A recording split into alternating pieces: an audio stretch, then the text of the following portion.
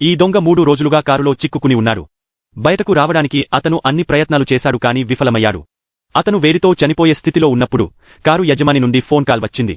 యజమాని చెప్పారు, కారులో ఒక ప్రత్యేక గాజు అమర్చబడి ఉంది. దానివల్ల లోపలి దృశ్యం బయట నుండి కనిపించదు.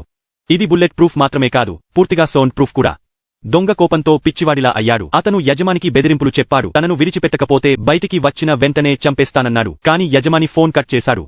అప్పుడే కారు ఎయిర్ కండీషనర్ ఆన్ అయ్యింది. చల్లని గాలి ప్రవహించడం మొదలైంది.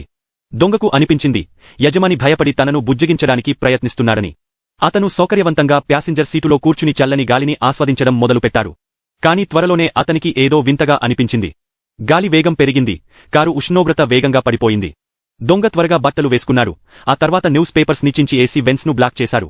అతను చలితో చనిపోయే స్థితిలో ఉన్నప్పుడు యజమాని రిమోట్తో ఎయిర్ కండీషనర్ను ఆఫ్ చేశారు మరియు మళ్లీ ఫోన్ చేశారు. దొంగ దాహంతో తడమరుతూ నీళ్ల కోసం యాచించారు. కాని యజమాని అతని మాటలను పట్టించుకోకుండా మళ్లీ ఫోన్ కట్ చేశారు.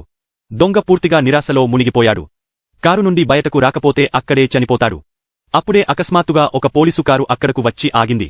దొంగకు తన ప్రాణం ఇప్పుడు నిలబడుతుంది అనిపించింది. అతను అరవడానికి ప్రయత్నించాడు. కాని పోలీసు అతని గొంతును వినలేదు, అతన్ని చూడలేదు.